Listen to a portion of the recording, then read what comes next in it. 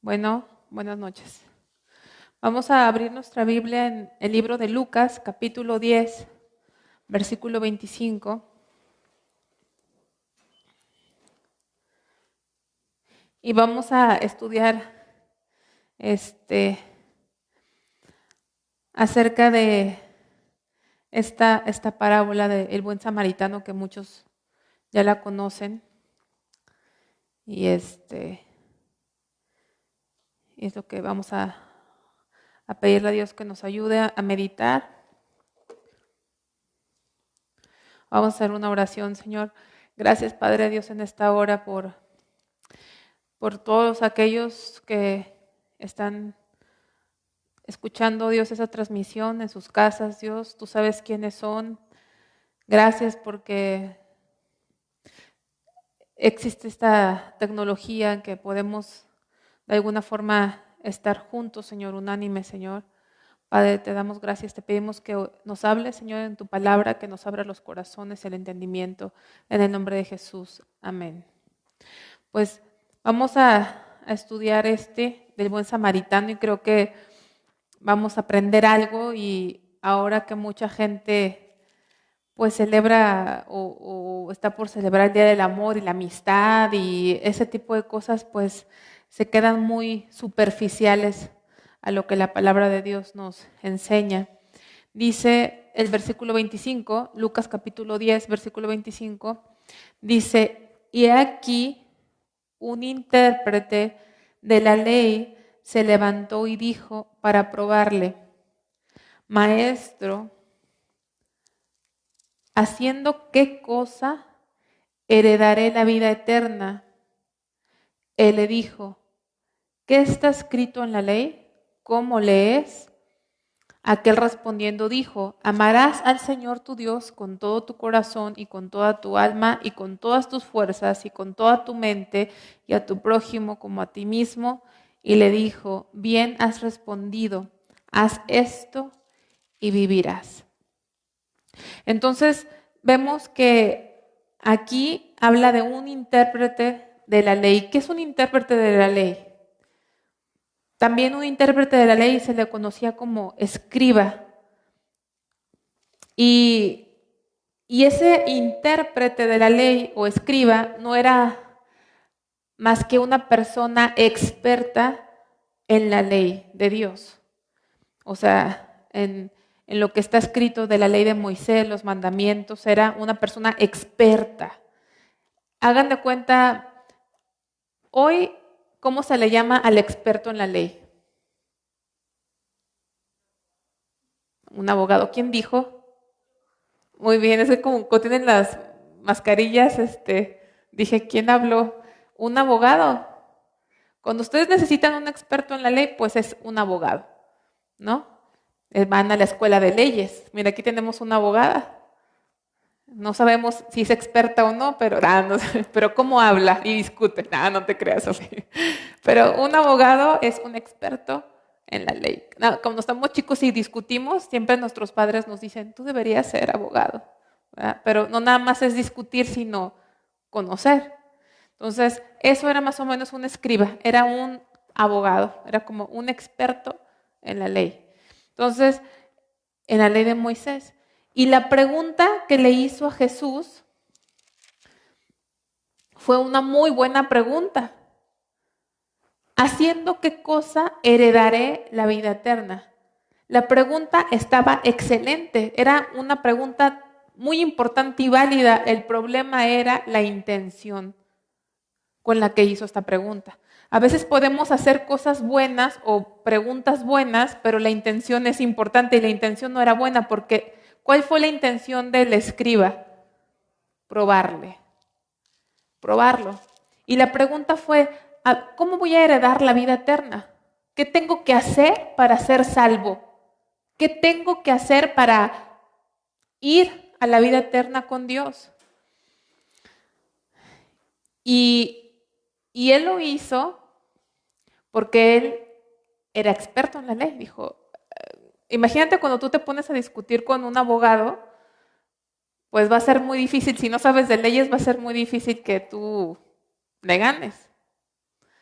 Entonces él muy confiado en su expertise, en su conocimiento, le hace esta pregunta, a ver si es cierto, a ver qué me dice, a ver qué me contesta, porque yo me sé la ley al derecho, ¿cómo dicen? Al derecho y al revés. Y fíjense cómo le contesta Jesús, y es una muy buena táctica. Le contesta, le contesta con dos preguntas. ¿Qué está escrito en la ley? ¿Cómo lees? Qué buena respuesta de Jesús. ¿Cómo nos lleva? Primero, Jesús sabía con qué intención lo hacía. Jesús sabía que la intención era probarle, era encontrar, a ver qué me dice fuera de la ley, a ver. Y sin embargo, Jesús le contesta con una paciencia, no alevestar, no enojado, con una paciencia, una misericordia y una sabiduría. Y eso es mucho lo que tenemos que a veces hacer, como Jesús nos lleva a investigar. A ver, tú dime, ¿qué está escrito en la ley? ¿Cómo lees? Tú dime, ¿qué está escrito en la ley? Y entonces ahora el mismo escriba contesta y dice que la ley dice, lo estoy parafraseando, la ley dice, amarás al Señor tu Dios con todo tu corazón y con toda tu alma y con todas tus fuerzas y con toda tu mente y a tu prójimo como a ti mismo. Eso fue lo que contestó el escriba, ¿sí? Hasta aquí contestó el escriba. Jesús le dijo, a ver qué dice la ley, y muy bien citado el escriba de las Escrituras, dijo, la ley dice, amarás al Señor tu Dios con todo tu corazón, con toda tu alma y con todas tus fuerzas y con toda tu mente y a tu prójimo como a ti mismo, que finalmente aquí es el resumen de la ley. Se resumen estos dos mandamientos, y lo sabemos, ¿verdad? O sea, amarás a Dios sobre todas las cosas y a tu prójimo como a ti mismo. Y Jesús le contesta, bien has respondido, haz esto y vivirás. Vamos a tratar de analizar un poquito. El escriba le contestó con base a la ley, porque Jesús le dijo, ¿qué dice la ley? Y el escriba citó lo que la ley dice. Vamos a ver que así fue. Vamos a Levítico 19:18 para comprobar que sí, efectivamente, el escriba, el intérprete, el experto en la ley, citó la ley. Levítico 19.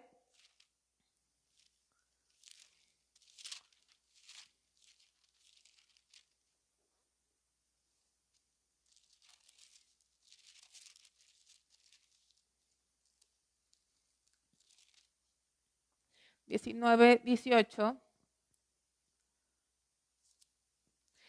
dice, no te vengarás ni guardarás rencor a los hijos de tu pueblo, sino amarás a tu prójimo como a ti mismo, yo Jehová.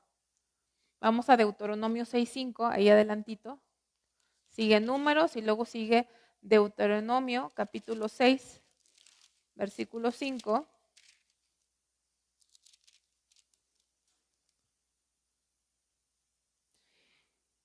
Y amarás a Jehová tu Dios de todo tu corazón y de toda tu alma y con todas tus fuerzas. Y amarás a Jehová tu Dios con todo tu corazón y de toda tu alma y con todas tus fuerzas. Y eso lo confirma el Señor Jesús en una de sus enseñanzas. Vamos a Mateo 22.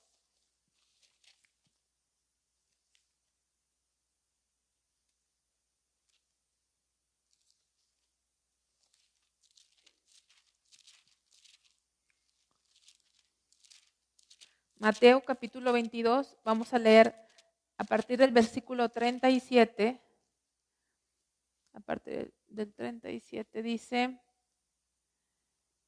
Jesús le dijo, amarás al Señor tu Dios con todo tu corazón y con toda tu alma y con toda tu mente. Ese es el primero y grande mandamiento, y el segundo es semejante, amarás a tu prójimo como a ti mismo. Y dice el 40, de estos dos mandamientos depende toda la ley y los profetas. O sea, la ley y los profetas depende de aquí, se resume en estos dos grandes mandamientos y confirma a Jesús lo que está en la ley. Y fue exactamente lo que el mismo intérprete contestó a lo que Jesús le dijo, haz esto y vivirás. ¿Cuál fue la pregunta que le hizo inicialmente el escriba? A ver, ¿quién se acuerda de los que están aquí? ¿Qué debe de hacer, verdad? Porque luego ya nos vamos acá y ¿cuál fue la pregunta? Pues quién sabe, ¿no? La pregunta que le hizo, ¿qué debemos de hacer para heredar la vida? Y él solo se contestó, Jesús le dijo, a ver, tú dime. Y contestó correcto. Tuvo palomita en la contestación. Y Jesús, ¿qué le dice? Haz esto y vivirás. O sea, haz esto y tendrás la vida eterna. Vamos a ver qué dice Levítico 18:5.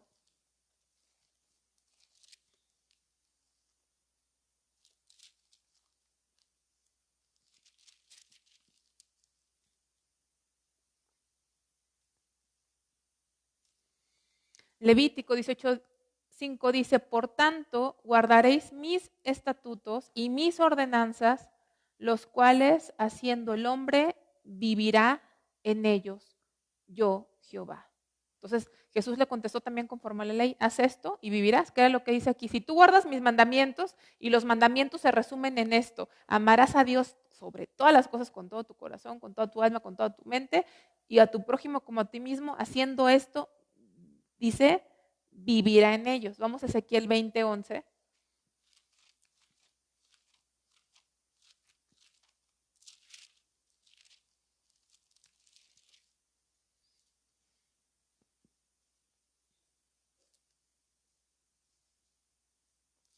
Entonces Jesús está hablando con un experto en la ley y están literalmente citando la ley, ¿verdad? Así, tal y como está. Y dice Ezequiel 20:11, y les di mis estatutos y les hice conocer mis decretos por los cuales el hombre que los cumpliere vivirá. Era la respuesta de Jesús. Haz esto y vas a vivir. ¿Ustedes qué piensan de esto? ¿Qué es la parte que le pido a Dios que me ayude?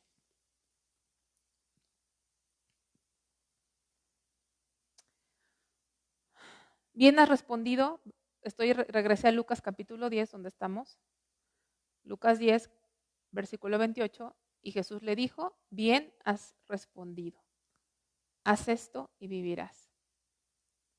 Versículo 29. Pero él, queriendo justificarse a sí mismo, dijo a Jesús, ¿y quién es mi prójimo? A ver si podemos entender lo que está pasando aquí. Porque en estas palabras hay una intención detrás de todo esto. La intención primero fue probarle a Jesús. El experto en la ley le pregunta, ¿qué tengo que hacer para tener la vida eterna? Y Jesús dijo, tú dime, ¿qué dice la ley? Y contesta. Y Jesús dijo, exactamente. Muy bien has dicho, haz esto y vivirás. ¿Cuál es el problema en todo esto? Que si el escriba verdaderamente entendiera lo que dijo, pediría misericordia. Porque les quiero preguntar, ¿quién del mundo puede cumplir este mandamiento? Amarás, y creo que lo compartí hace poco en otra enseñanza. ¿Quién puede cumplir? Amarás al Señor con todo tu corazón. Nosotros nos decimos cristianos y estamos aquí, pero yo les preguntaría a ustedes, ¿verdaderamente quién de aquí podríamos decir que amamos al Señor con todo el corazón? Para empezar. Con toda el alma, con todas las fuerzas, o sea, todo. ¿Saben lo que significa todo? Cada punto, porción, rincón de tu ser, de tu alma, todo tu mente, todas tus fuerzas, todo tu corazón, todo. ¿Quién de aquí podríamos decir que podemos cumplir ese mandamiento? O que lo hemos cumplido, o que lo estamos cumpliendo. Entonces, en pocas palabras, Jesús de alguna forma le estaba diciendo, haz esto y vivirás. O sea, ¿lo hacía el escriba? Porque el escriba era una persona religiosa en extremo.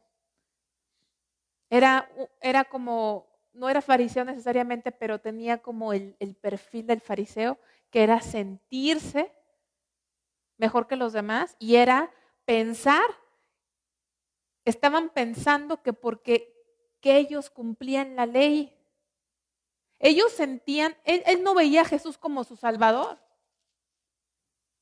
porque ¿cómo le pregunta? Maestro, maestro. Y le pregunta así porque probablemente no le gustó lo anterior, porque el versículo 25 dice, y aquí un intérprete de la ley se levantó y dijo, para probarle. Había una plática en los versículos anteriores, vamos a ver el versículo 21.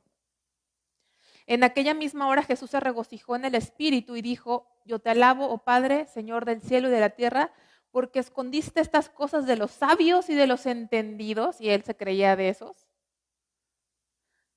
porque era un experto en la ley, y las has revelado a los niños. Sí, Padre, porque así te agradó. Todas las cosas me fueron entregadas por mi Padre y nadie conoce quién es el Hijo sino el Padre, ni quién es el Padre sino el Hijo y aquel a quien el Hijo lo quiera revelar. Y volviéndose a los discípulos les dijo aparte, bienaventurados los ojos que ven lo que vosotros veis, porque os digo que muchos profetas y reyes desearon ver lo que vosotros veis y no lo vieron, y oír lo que oís y no lo oyeron. Entonces Jesús dijo, te alabo Padre porque tú te revelaste y escondiste estas cosas de los que se creen expertos y sabios y se las revelaste a los niños y a quien tú quieres revelarse. Y a lo mejor eso hizo mella en él y lo quiso probar. Pero aquí el punto muy importante es que esas palabras de Jesús trajeron cierta convicción a él. Se dio cuenta y sintió que verdaderamente él no podía vivir. Él pensaba que era merecedor de la vida eterna porque él se creía bueno. ¿Cuánto conocen así? Hay gente todavía en la iglesia cristiana que cree que se va a salvar porque se creen buenos. Aún dentro de los cristianos. Porque aunque hablamos de la fe, que es por la fe, y lo predicamos y lo decimos, puede haber un sentimiento en lo profundo de nuestra mente que pensamos que nos vamos a salvar porque somos buenas personas, porque nos portamos bien, porque hacemos lo que pensamos que es bueno. Y es peligroso ese pensamiento. Porque nadie puede cumplir la ley. Nadie puede cumplir esto. Nadie, absolutamente nadie, puede cumplir esos mandamientos. Y el siguiente dice, a tu prójimo, y amarás a tu prójimo como a ti mismo. Por eso el versículo 29 dice, él como que le dio un clic así de, a ver, ¿qué me quiere decir? Me quiere decir, pues no, yo no cumplo eso. Pero él, por eso la reacción del escriba fue queriendo justificarse a sí mismo. Sintió, algo le cayó de alguna forma, las palabras de Jesús, que quiso justificarse y entonces salió con esta pregunta. ¿Y quién es mi prójimo? ¿Quién es mi prójimo? Porque para él, en su mente, su prójimo era alguien que para él era justo. Alguien que no era publicano, alguien que no era pecador, alguien que no era prostituta, alguien que no era un borracho, alguien que tenía que ser judío porque el judío promedio descalificaba a todos los otros gentiles y mucho más descalificaba al samaritano. Entonces por eso él pregunta, ¿y quién es mi prójimo? ¿Quién es mi prójimo? Porque para su mente el prójimo solamente era aquel que consideraba justo. Y la Biblia dice, no hay justo ni aun uno. Pero lo que su mente para él era como alguien como él, ¿no? Alguien así como bien portado, muy conocedor, pensando que su forma de vida y su estudio de la ley, su conocimiento magnánimo de las escrituras, era lo que lo salvaba. Estaban fundados en una piedra que no era la roca, que era Cristo, en sus propias obras. Entonces le pregunta a Jesús, a ver, ¿quién es mi prójimo? ¿Quién es mi prójimo? Vamos a ver tantito el Salmo 139.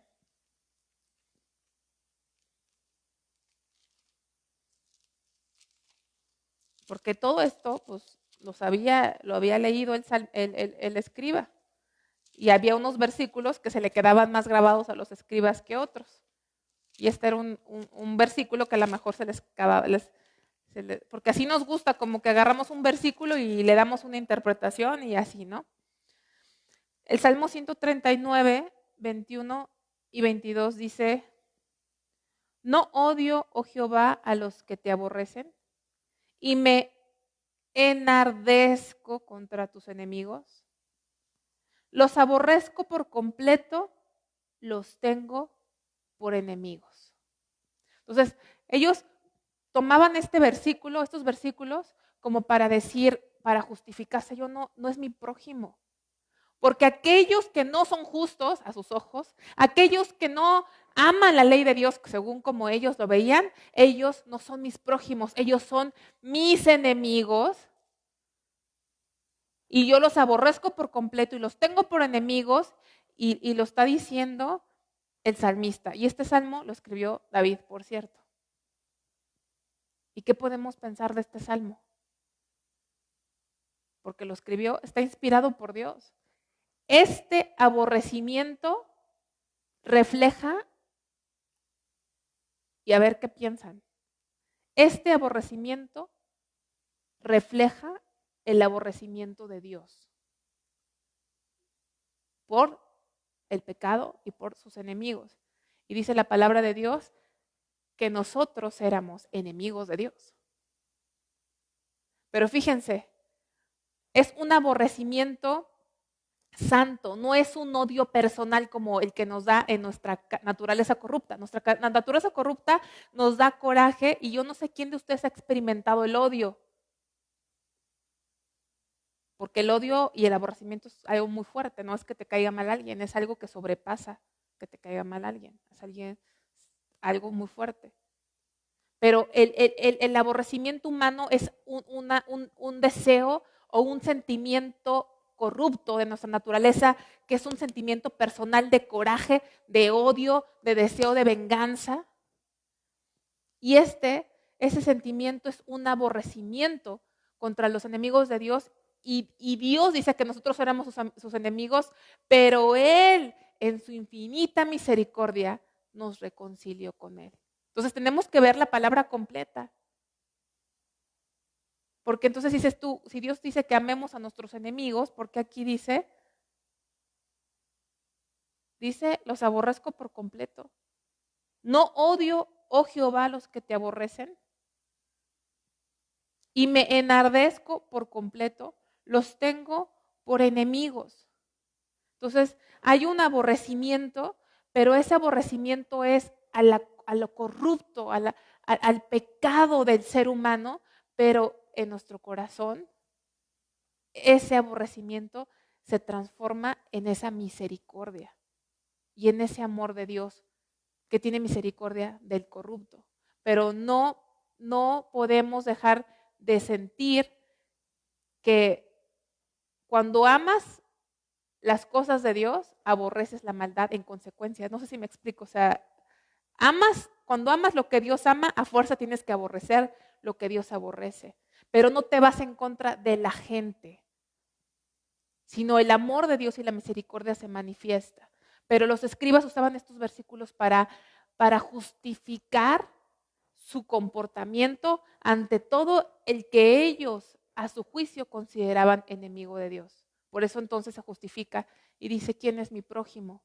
¿Quién es mi prójimo? Porque aquí usaban eso es más, lo hacían el odiar a los demás, el odiar a todo aquel que no conservaba según su estándar religioso, lo veían hasta como una virtud. Era una virtud para ellos, se sentían que era una virtud el odiar a todo aquel que no cumplía según sus estándares de ellos.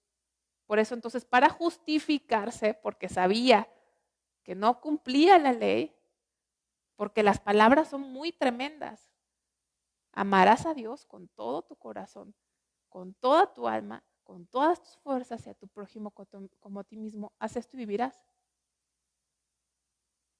Pues no lo podía hacer. Y entonces se quería justificar preguntando, entonces, ¿quién es mi prójimo?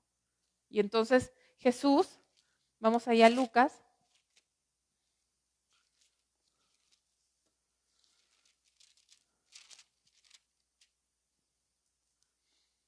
le respondió con esta parábola que es tan conocida.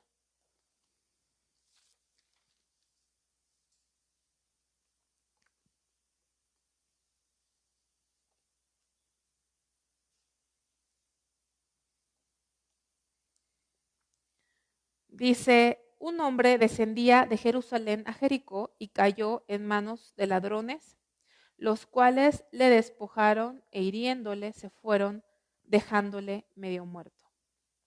Aconteció que descendió un sacerdote por el camino y viéndole pasó de largo, asimismo un levita, llegando cerca de aquel lugar y viéndole pasó de largo. Entonces, vamos a ver que un hombre descendía de Jerusalén a Jericó.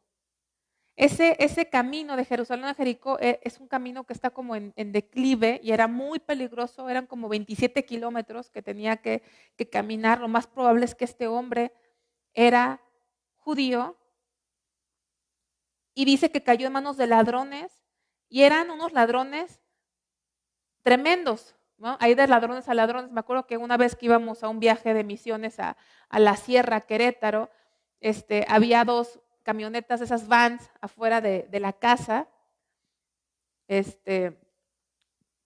la casa de mis papás aquí, en la calle esa privada, y yo me acuerdo que esa madrugada escuché ruidos, pero no supe qué.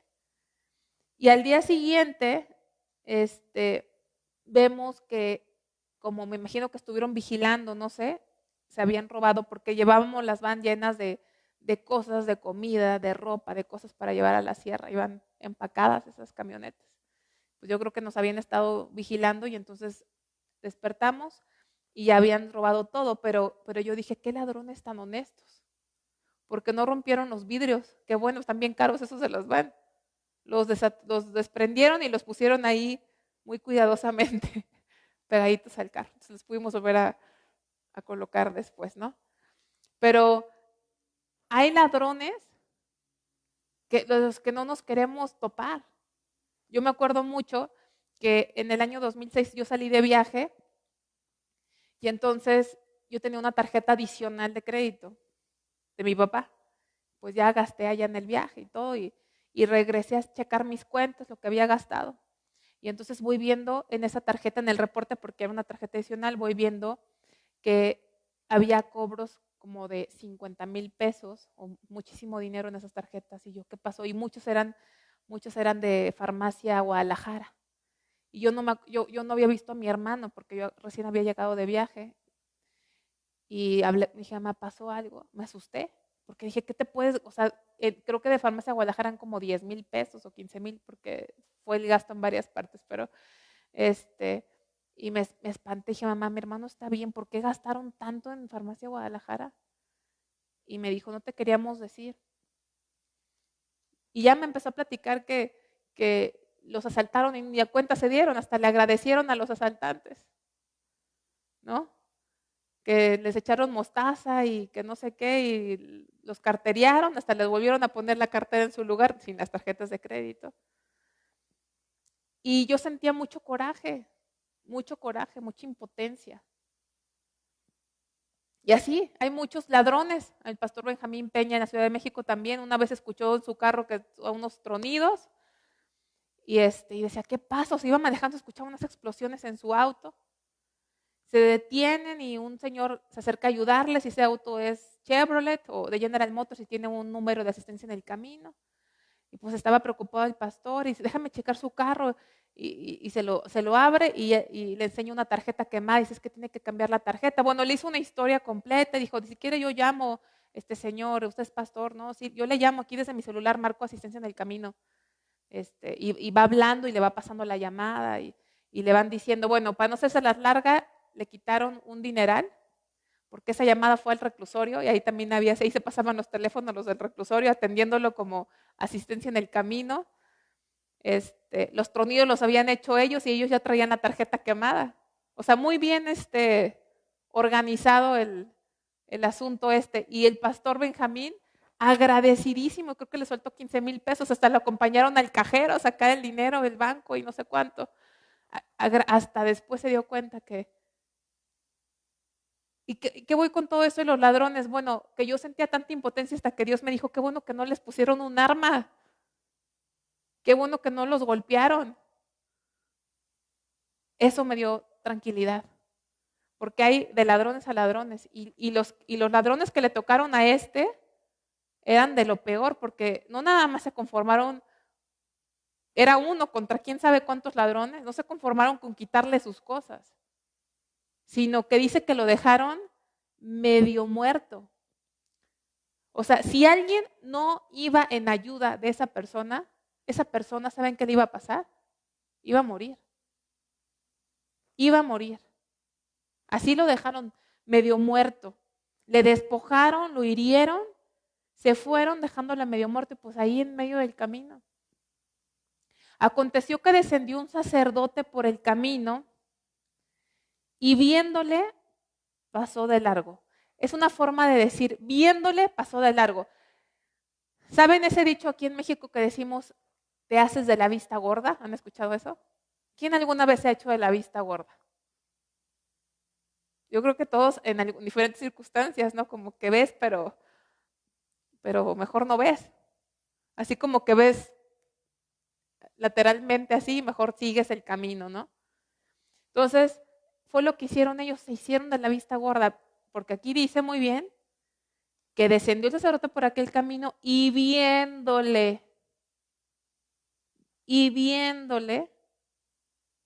pasó de largo. Un sacerdote que no era cualquier persona, sino era alguien que había sido destinado y había hecho el compromiso de servir a Dios. Y luego pasó un levita, pero los ejemplos que nos da el Señor aquí, unos ejemplos muy tremendos. No era cualquier persona, eran personas, el levita era alguien que pertenecía a la tribu de Leví, no necesariamente descendiente de Aarón, porque los descendientes de Aarón eran los sumos sacerdotes, ¿verdad? No era necesariamente descendiente de Aarón, pero pertenecía a la tribu de Leví. ¿Y qué hacían los levitas? ¿A qué se dedicaban todos los levitas? A servir en las cosas de Dios. Eso era lo que ellos hacían. Ellos no hacían otro trabajo más que servir en el templo y en las cosas de Dios. A tal era que ellos recibían los diezmos porque su trabajo era enfocarse a servirse a Dios. Ellos tenían como heredad, Dios era la heredad de ellos, de los levitas. No eran cualquier persona del pueblo, y son los dos ejemplos que nos pone Dios. Personas que según esto son de alguna forma escogidas y especiales y están entregadas al servicio de Dios. Fueron las dos personas que pasaron, vieron al Señor agonizando y que no había quien le ayudara. ¿Y qué hicieron? Pasaron de largo. Ese camino era un camino peligroso, se conocía como un camino peligroso, ese lugar que era de Jerusalén a Jericó, que descendía. Se ocultaban ladrones, se ocultaban gente que asaltaban los caminos, y a lo mejor pudieron ellos justificarse y decirle, no, ¿qué tal si es una trampa? Ustedes no han sentido más, como vemos que se incrementa la maldad, que si ves a alguien que tiene una llanta ponchada o algo, ya la pensamos para pararnos, ¿no? Es la realidad. En las carreteras igual, ya es muy raro que alguien se detenga. Aunque tú veas una mujer ahí, una familia, ¿saben cuánta gente es trampa eso, no? O sea, ya no una mujer que dices, ay, es una mujer sola, una familia, ya ni eso, porque familias enteras se dedican a esas cosas. Entonces ya uno dice, tengo miedo, o sea, no. Entonces, pudo haber sentido miedo de que qué tal si es una trampa, o qué tal si me pongo a ayudarlo y me salen a mí también ladrones y lo dejan igual. O a lo mejor tenían mucha prisa por ir a servir a Dios, porque a eso se dedicaban. A lo mejor tenían un asunto de ir a servir a Dios. Y aquí Dios a todos nos está enfocando a lo que realmente es importante, porque a veces nuestra religiosidad nos ciega. Y pensamos que servir a Dios es, voy a servir a Dios en la iglesia, voy a venir a cantar, a predicar en la iglesia. Y el servicio a Dios y lo que Dios demanda es mucho más que eso. Entonces, dice que hizo lo mismo, viéndole, pasó de largo. Pero un samaritano que iba de camino vino cerca de él y viéndole fue movido a misericordia. Un samaritano era como un enemigo de los judíos. Para los judíos un samaritano representaba, como dice el Salmo, un enemigo. Porque los samaritanos ya hemos estudiado que era un grupo de gente o una raza que se formó de una mezcla. Cuando la nación de Israel, las 10 tribus, que es el reino del norte, fueron llevados a cautiverio, en su lugar trajeron otras naciones de otros lados. Era una estrategia de conquista, sacar a la gente de su lugar, quitarles su patria, su patriotismo, su identidad nacional y llevarlos a otro lado. Era una estrategia de conquista y era lo que hacía Asiria, lo que hizo Asiria. Sacó a la mayoría de la gente de esas 10 tribus, la llevó a otros y de otras naciones hizo lo mismo, los sacó de sus lugares, de sus tierras y los trajo a donde estaban las 10 tribus, pero de las 10 tribus no todos habían ido, la mayoría se fue, había quedado un remanente de esa tribu y entonces empezó a hacer un sincretismo religioso porque ellos tenían una adoración a Dios que también ya estaba tergiversada. ¿Se acuerdan cuando Salomón, ¿verdad? Sí. Se dividió el reino, el hijo de Salomón se llamó Roboam y había otro, Jeroboam, que también quería ser rey y Jeroboam estableció Samaria como la capital del reino. Dijo, no, aquí también vamos a adorar, no en Jerusalén, sino en Samaria, porque ahí se dividió el reino. ¿Se acuerdan que nada más era una nación? Y la nación de Israel se dividió después de Salomón. Roboam gobernó acá y Jeroboam gobernó acá, pero también quería tener una capital y un lugar de adoración que no era más que el único designado era Jerusalén, pero él estableció Samaria. Y ahí en Samaria se hizo esa mezcla de razas y religión porque trataban de enseñar la ley de Dios, pero ellos también traían sus ideas paganas, sus religiones paganas, y entonces se hizo una mezcla. Y la religión del samaritano estaba compuesta de una mezcla de creencias. Mezclaban al Dios de la Biblia, mezclaban la ley, pero con sus creencias paganas. Entonces, para el judío puro era una ofensa. Eran enemigos, ¿no? Porque no hacían lo que el verdadero Dios decía. Entonces, lo veían como enemigos de Dios, y no se hablaban entre ellos, eran enemigos. Y se sentían bien de decir que son enemigos porque se justificaban, como vemos en ese salmo, como decir, soy celoso de Dios, ¿no? Defiendo a mi Dios y ellos son los enemigos de Dios. Sin darse cuenta que todos éramos enemigos de Dios.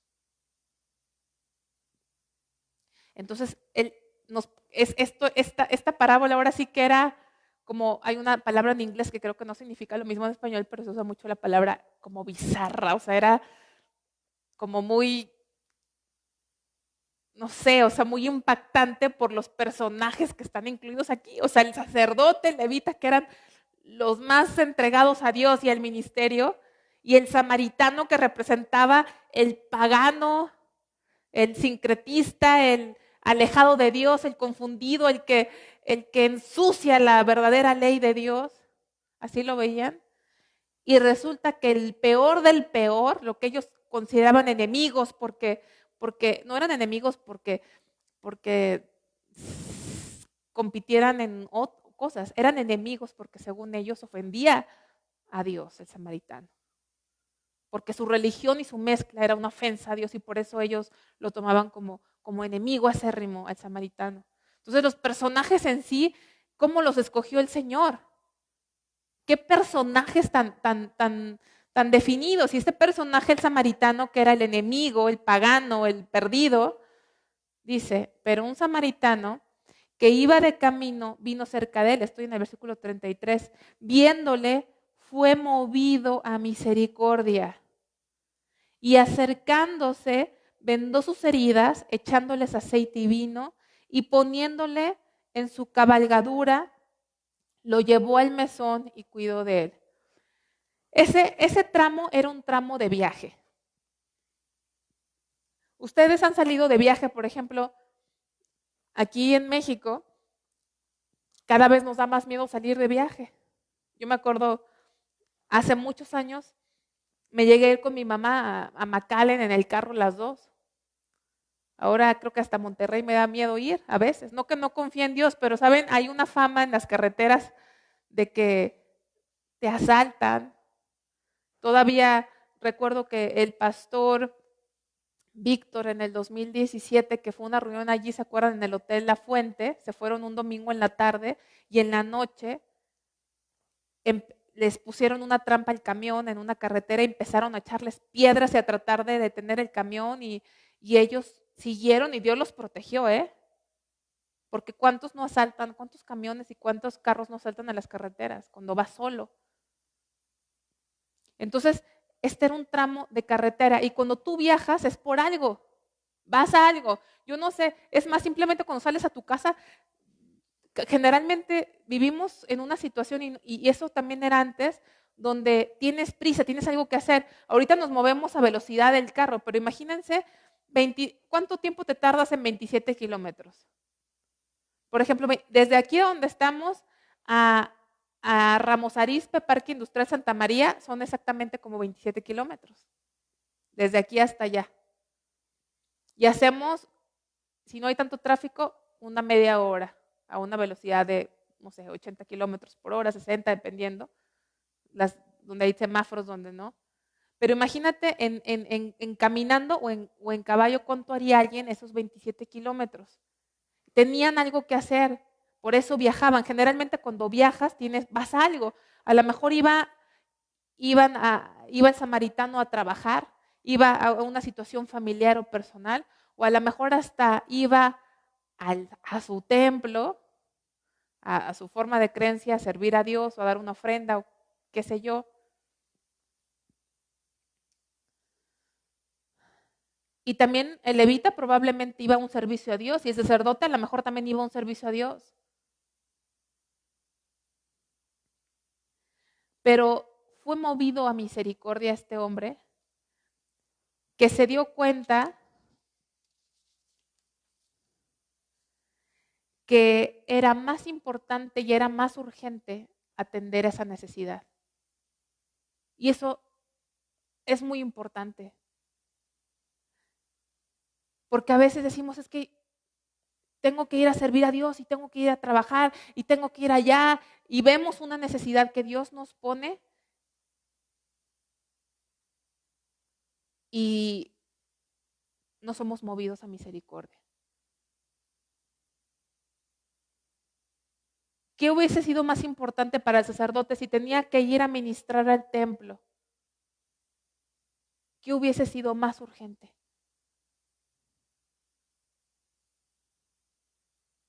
Porque a veces nuestro servicio a Dios llega a un punto de religiosidad que no es lo que Dios quería de nosotros. No sé si me explico. Jesucristo, Dios dice, misericordia quiero y no qué, y no sacrificio. Misericordia quiero y no sacrificio. A lo mejor podía ir a ofrecer sacrificios, que tengo que ir a ofrecer sacrificios. Ahí era el sacrificio, actuar con misericordia. Y no lo hicieron. Lo hizo el peor para ellos. El enemigo acérrimo. No sé qué tenía que hacer el samaritano, pero se dio cuenta que eso era más urgente y le iba a llevar tiempo y se arriesgó. Se arriesgó a que fuera una trampa, se arriesgó a que otros vinieran y lo atacaran a él también. Él no sabía qué tan lejos estaban esos ladrones, pues esos ladrones eran unos asesinos. Eran unos salvajes.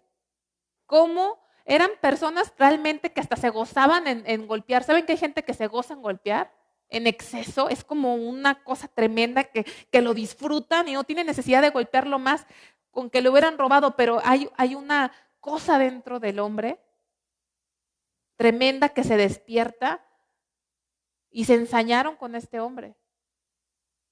Era una zona de miedo y no sabes si esos ladrones están ahí cerca, pero él se arriesgó y dice, acercándose, vendó sus heridas, echándoles aceite y vino y poniéndole en su cabalgadura, imagínense, lo cargó y se desvió totalmente. ¿Saben cómo podríamos decir? Perdió el día. Perdió el día. A lo mejor era un día de trabajo, un día que... No lo perdió. El que pierda su vida por mí, la hallará. No perdió ese día. Fue la mejor forma de usar ese día. Porque es a lo que Dios nos ha llamado. Sabía que no había algo más importante que satisfacer esa necesidad que por algo estuvo en ese camino. Dice, y cuidó de él. Y cuidó de él. Imagínate cuántos hijos que sus papás ya están viejitos no cuidan de sus papás. Se cansan. Se cansan. Mejor que alguien los cuide. Ahora, no digo que está mal que pagues una enfermera. O sea, cada quien sabe, ¿verdad? Pero hay gente que no. Ay, que van a cuidando. Está viejo. Están ahí abandonados. Cuidó de él. Ahora imagínense cuidar a alguien que ni conoces. Qué tremendo es esto, la verdad. Yo digo, a veces no cuidan ni a los que uno quiere. Fue a cuidarlo. Cuidó de él, se aseguró que se repusiera. Esta persona se iba a morir. Desinfectó sus heridas con el vino, le puso su aceite de ungüento para sanar y cerrar las heridas. Imagínate. Yo lo he visto de una esposa con un esposo, de un esposo con una esposa, una mamá con sus hijos, ¿no? Puede estar su hijo con lepra, puede estar su hijo con varicela, puede estar su hijo mal, o a lo mejor la gente que si está enfermo y hay que cambiarle los pañales y los cuidas y esto, pero imagínate a un total desconocido ahí sanándole sus heridas, limpiándole sus heridas, que podían ser grotescas. Y sabemos que vemos reflejado al Señor. Jesús fue lo que hizo con nosotros. Pero muchos nada más se quedan en la aplicación. Jesús lo hizo con nosotros y nos gusta esa aplicación. Pero nosotros somos llamados a seguir sus pisadas. Es impresionante esto. Porque es hacer algo tan grande por alguien, aunque tú no tengas un lazo emocional con esa persona. No tienes que amar a esa persona, ni conocer a esa persona. Dios está diciendo que amemos al prójimo y hace poco recuerdo que les dije, amar al prójimo. El prójimo es la persona que aunque tú nunca has visto en tu vida, Dios te la pone y tú sabes dentro de ti que Dios te puso ahí y te dio los medios para satisfacer las necesidades de esa persona. Y no puedes hacerte de la vista gorda porque Dios te está diciendo, yo te di los medios, te puse en la ocasión y te puse en este tiempo. Y no actuaste en misericordia.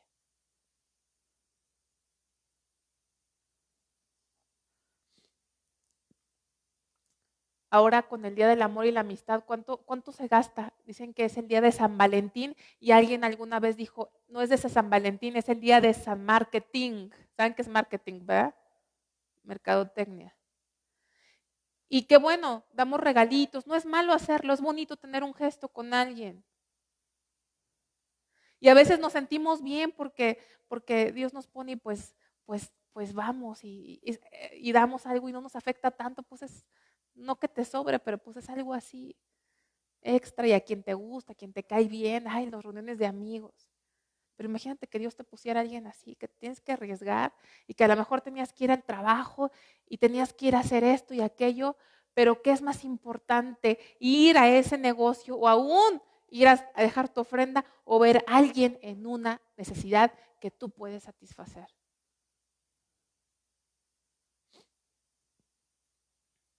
Porque a veces como cristianos también nuestra forma de amar se vuelve como la del mundo, superficial.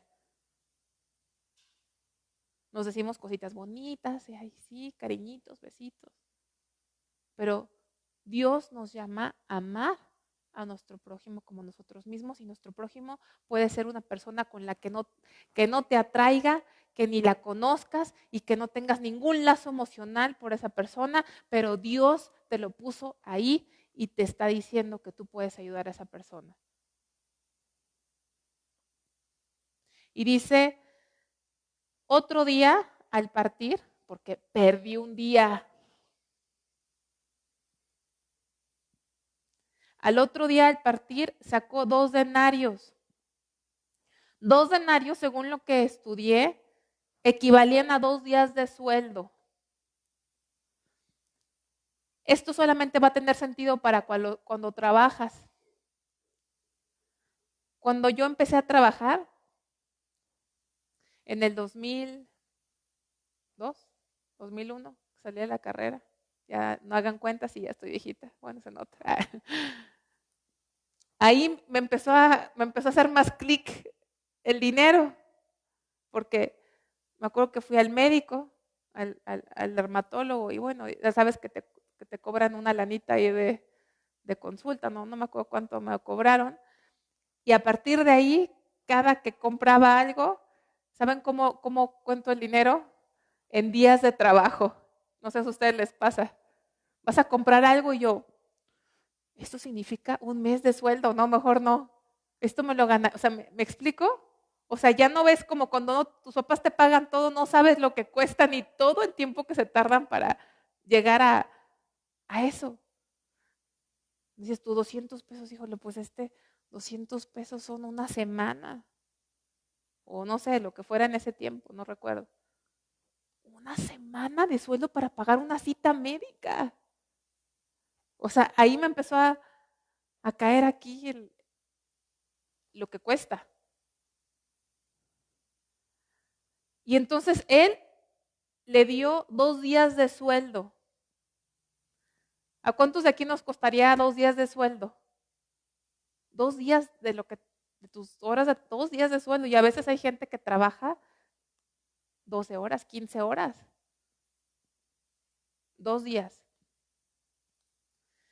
Y entonces, 2 días de trabajo, dice otro día a partir, sacó 2 denarios y lo dio al mesonero y le dijo, cuídamele. Como si fuera, cuídamele me suena como si fuera parte de él. Cuídamele. Y todo lo que gastes de más, yo te lo pagaré cuando regrese. Él no preguntó si esa persona se lo merecía, si era bueno, si era malo, por qué lo robaron. Vio a alguien en necesidad y fue movido a misericordia.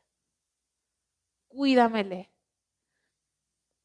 No nada más los dos que eran denarios, sino no tenía idea cuándo se iba a reponer a esa persona. Imagínate a alguien que casi se muere.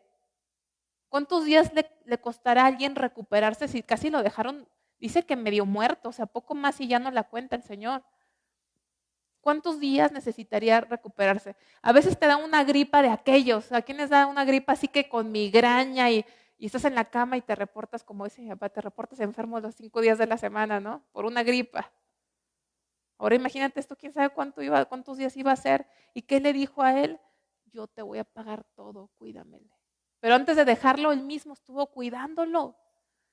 ¿Quién pues de estos 3 te parece que fue el prójimo del que cayó en manos de los ladrones?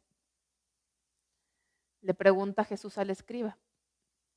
Y él contestó, ni siquiera quiso decir el samaritano, porque nada más para él decir que el samaritano provocaba dolor de estómago. Evitó decir el samaritano, porque esa era la respuesta, el samaritano. El que para mí representa, no sé, un enemigo para nosotros, no sé. Bueno, mejor no. Me pasaron varias imágenes, pero prefiero no decirlas. Alguien que representa un enemigo acérrimo, y pues no contestó el samaritano, no lo pudo decir, entonces contestó nada más el que usó de misericordia con él. Entonces Jesús le dijo, ve y haz tú lo mismo. Ve y haz tú lo mismo. Pero saben que es imposible. Es imposible si Dios no obra en nosotros. Cuando dice, entonces se invalida la palabra que dice, haz esto y vivirás. Más bien, vamos a ver algo en Gálatas. Más bien, vamos a Gálatas capítulo 3. ¿Por qué está escrito en la Biblia si no lo podemos cumplir? ¿Por qué escribió la ley? ¿Por qué está la ley si nadie la puede cumplir? ¿Qué propósito tenía Dios en ponernos mandamientos que nadie podemos hacer? ¿Para qué se los dio a Moisés y rompió Moisés las tablas y otra vez Moisés volvió y sacó, Dios les dio otra vez las tablas que rompió, ¿se acuerdan? ¿Para qué tanta inversión de tiempo y tantos mandatos? Y tenemos Deuteronomio como la repetición de la ley y los profetas nos repiten la ley. ¿Para qué tanto nos repite la ley Dios si es imposible que la cumplamos? ¿No les parece a ustedes hasta absurdo? ¿Por qué Dios nos repite lo mismo, nos repite lo mismo, nos repite lo mismo y dice, haz esto y vivirás, obedeces y vivirás? ¿Por qué Dios nos repite algo que nadie tenemos la capacidad de hacer?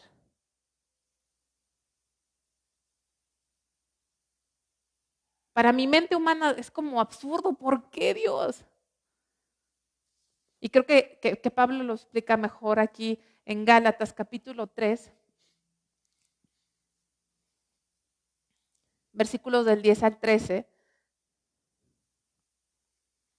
dice, porque todos los que dependen de las obras de la ley están bajo maldición, pues escrito está, maldito todo aquel que no permaneciere en todas las cosas escritas en el libro de la ley para hacerlas.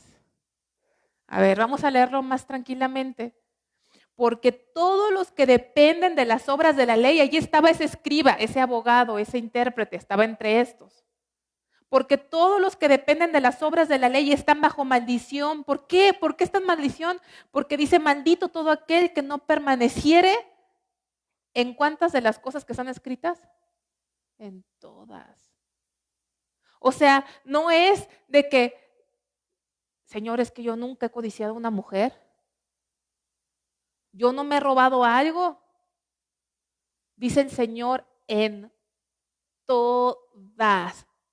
En todas. O sea, por una que no cumplas, ¿estás bajo qué? Bajo maldición.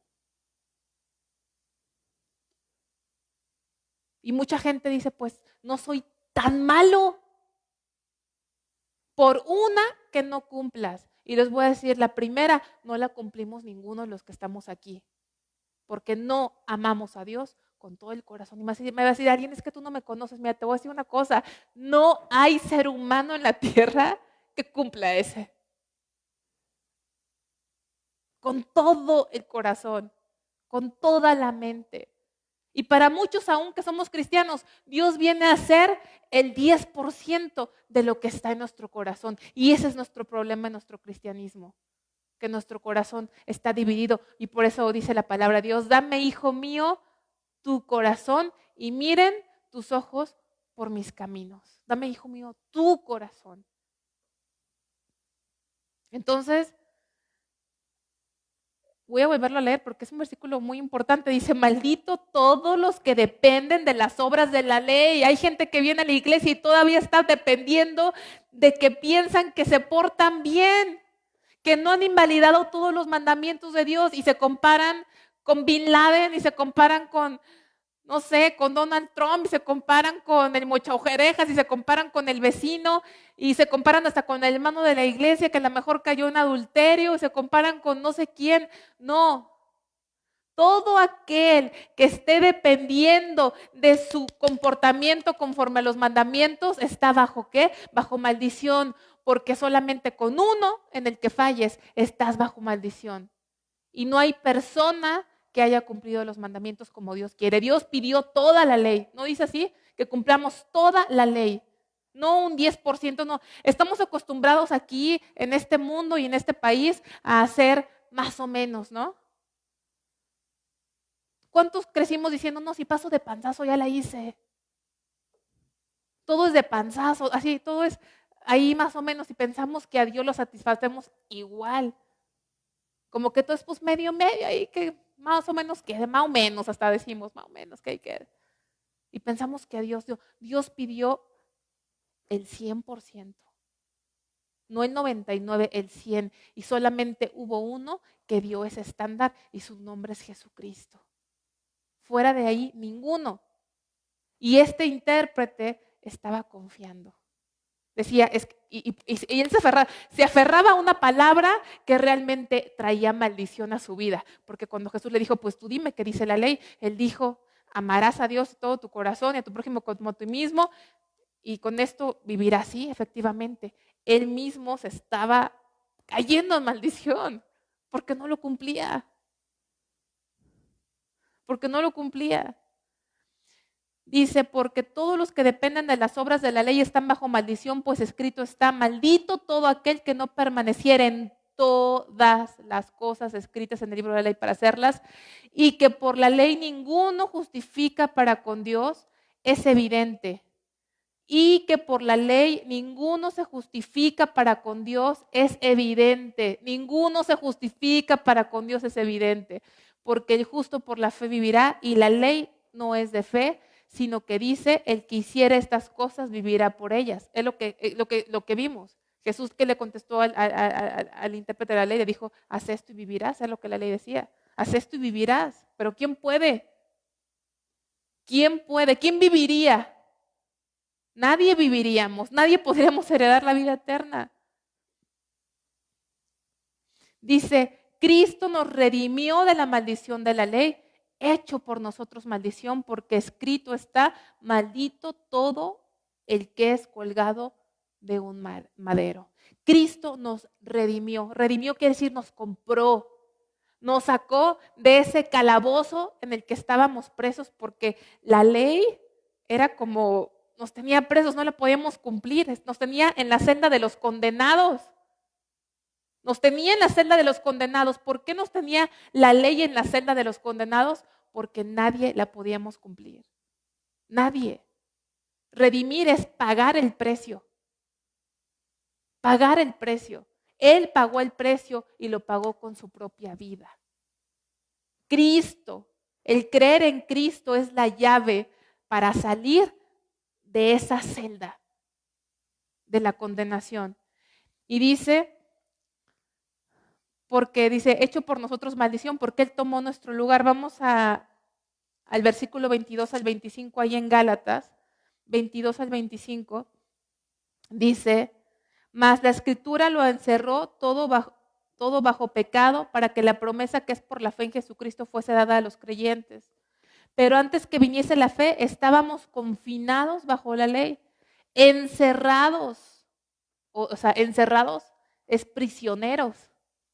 Prisioneros para aquella fe que iba a ser revelada, de manera que la ley ha sido nuestro ayo, ¿sí? Esa palabra es una palabra griega que denota un esclavo, que ese esclavo, o sea, ese ayo es una palabra griega que tipificaba un esclavo, que la tarea de ese esclavo era cuidar a un niño, disciplinar a un niño, enseñar a un niño, como una institutriz, como un maestro, pero ayo era alguien que podía ser muy, ¿cómo se podrá decir? Muy exigente, muy demandante. ¿Cómo se llaman esos maestros que dices que son muy estrictos? Ajá.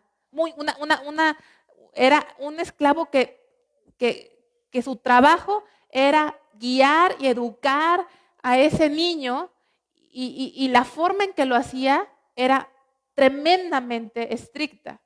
Entonces, dice, de manera que la ley ha sido nuestro ayo para llevarnos a Cristo a fin de que fuésemos justificados por la fe. Pero venida la fe, ya no estamos bajo ayo, pues sois hijos de Dios por la fe en Jesucristo. ¿Sí? Entonces ese ayo era como un tutor que nos vigilaba. ¿Sí? La ley fue como ese ayo.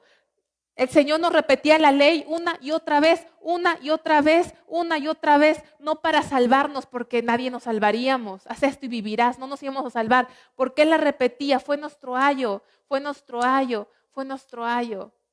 No para salvarnos, sino para revelarnos el conocimiento de nuestra incapacidad de cumplir el plan de Dios y obedecer a Dios.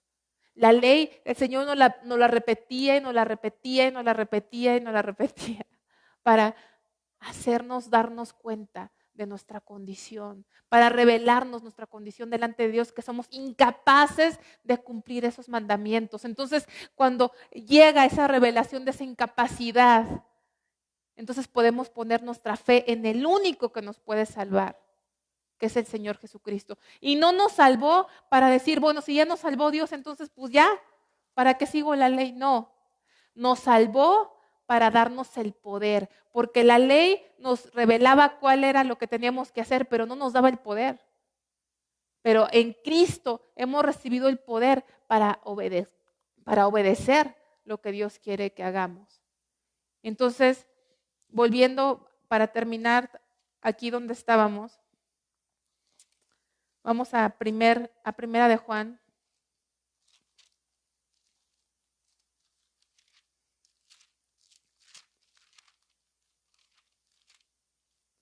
4:20.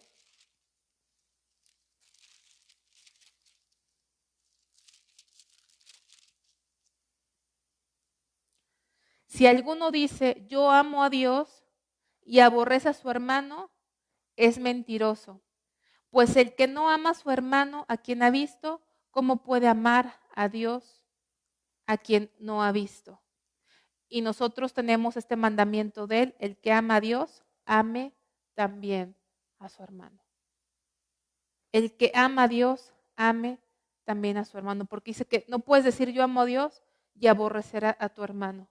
Entonces, esta parábola yo creo que nos hace meditar ahí en Lucas 10. Vamos a ver nada más a recordar, quiero recordar cómo termina esta parábola.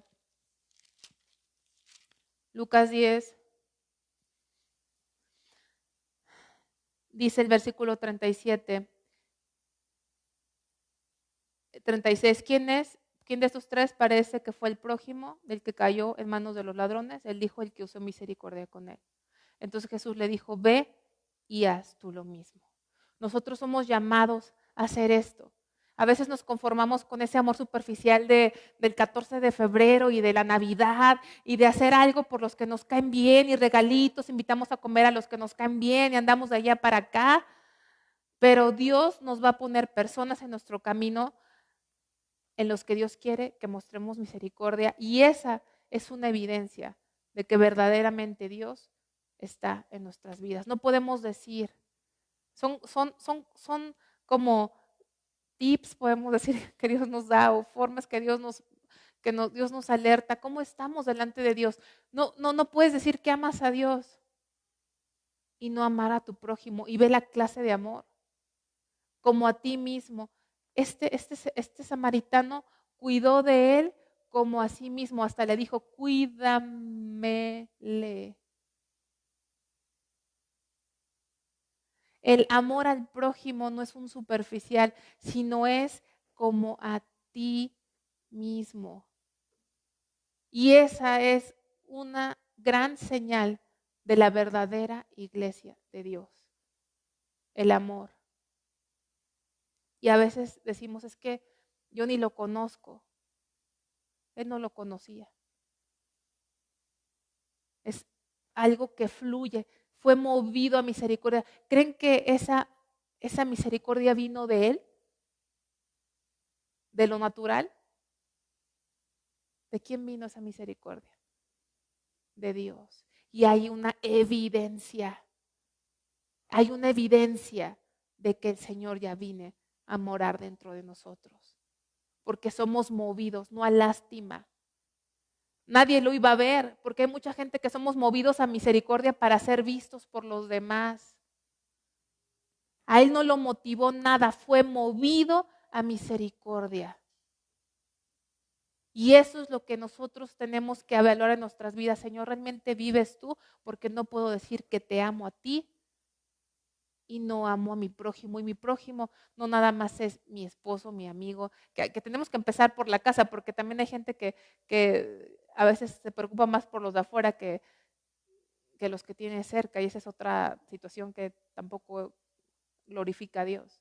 Pero tenemos que entender que el prójimo es cualquier persona que Dios nos pone en el camino con una necesidad que Dios nos ha dado la capacidad de satisfacerla. Y vamos a ser movidos a misericordia. Porque somos llamados a ser la sal y la luz de este mundo. Y a veces nuestro evangelio nada más se queda en Dios te bendiga, predico, y hay necesidad y no damos ni 10 pesos, menos vamos a dar el salario de 2 días por un desconocido. No, pues hay que lo atienda el DIF, que lo atienda, ¿qué otros hay? La Cruz Roja, ¿no? Dono ya a la Cruz Roja. Hay que lo atienda fulanito, su familia, el gobierno. Yo tengo que hacer esto, anda súper ocupado. No hay cosa más urgente que satisfacer las necesidades que Dios nos pone. Porque por algo nos pone y nos va a dar cuentas de eso. Nosotros estamos mucho más allá del día del amor y la amistad. Estamos para ser como Cristo. Eso es ser luz. Nadie lo vio al samaritano, pero dice la Biblia que hay una nube de testigos. ¿Y cuál es esa nube? El mundo espiritual. El mayor testimonio que nosotros podemos dar no es a los hermanos. Es que mucha gente dice, es que para que sea testimonio, ¿no? Qué bueno. Pero el mayor testimonio que nosotros damos no es a la gente, porque en nuestra naturaleza siempre queremos vernos bien con la gente. Ya está implícito. No nos portamos igual cuando nadie nos ve. ¿No han escuchado eso? ¿Han visto eso? Es que decimos, es que, ay, allá en la iglesia se porta así, y en la iglesia se porta así, allá en el trabajo, en otro, o en la escuela. No te fijes en si los otros se portan así, porque tú haces lo mismo. El testimonio más tremendo es en el mundo espiritual. Ese es el testimonio. Y ahí hubo un testimonio. Y tenemos que vivir en ese cristianismo. A eso nos mandó Dios. Nada más voy a terminar con el último renglón. Entonces Jesús le dijo y nos está diciendo a nosotros, ve y hagan ustedes lo mismo. ¿Estamos listos? ¿Estamos listos para dejar nuestro sueldo? Ay, Señor. Mejor me junto a hacer tamalitos con las hermanas y vender cosas, pero mi sueldo, Señor, no, ese apenas si me alcanza para. Ese no me lo quites. Y menos 2 días y luego lo que le dejó. No, Señor, ese no. Tenemos un mandamiento de Dios, ve y haz tú lo mismo. ¿Qué estándar?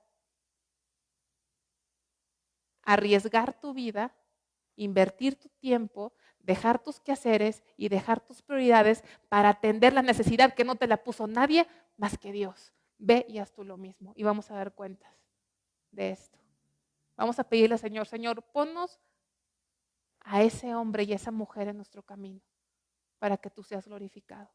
Señor, ponnos esa oportunidad. Que este año que está empezando, tú nos pongas en el camino alguien, en el que tu luz pueda ser vista y podamos ser movidos en misericordia. Porque mi cristianismo de iglesia, Señor, yo sé que no te agrada.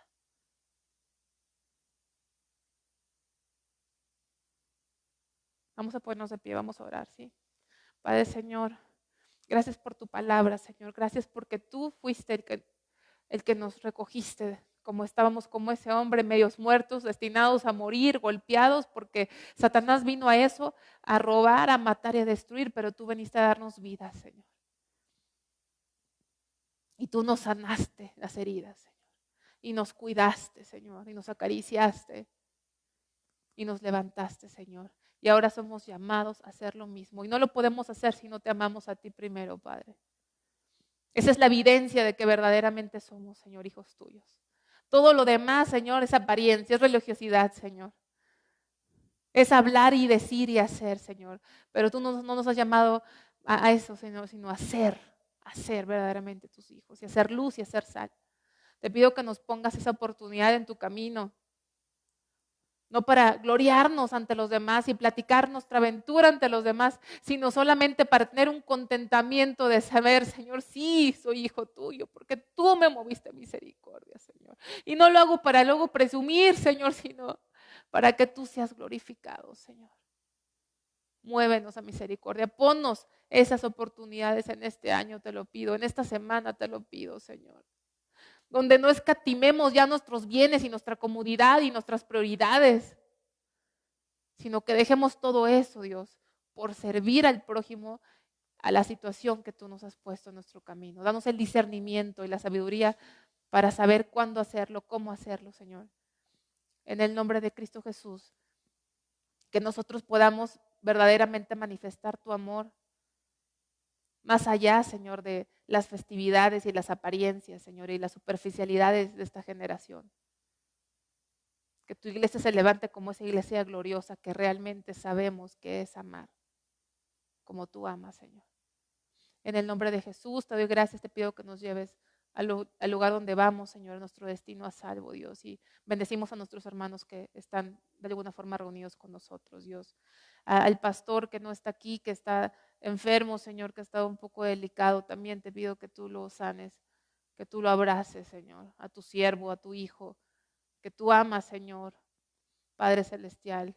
¿Y por qué lo amas, Señor? Porque así eres tú. Porque ¿qué hay en nosotros para que tú nos ames, Señor? Nada, pero tú nos amas, Señor, y yo sé que tú lo amas, que Él es muy amado por ti, Señor. Abrázalo, Dios, sánalo, Dios mío, y ministrale a su corazón ahí donde está, Padre. Así con todos mis hermanos que también están delicados, Señor, o que están pasando dificultades, los bendecimos, Señor, y que también puedan sentir tu presencia, trayendo paz y aliento, Señor, para seguir adelante. En el nombre de Cristo. Amén. Dios les bendiga.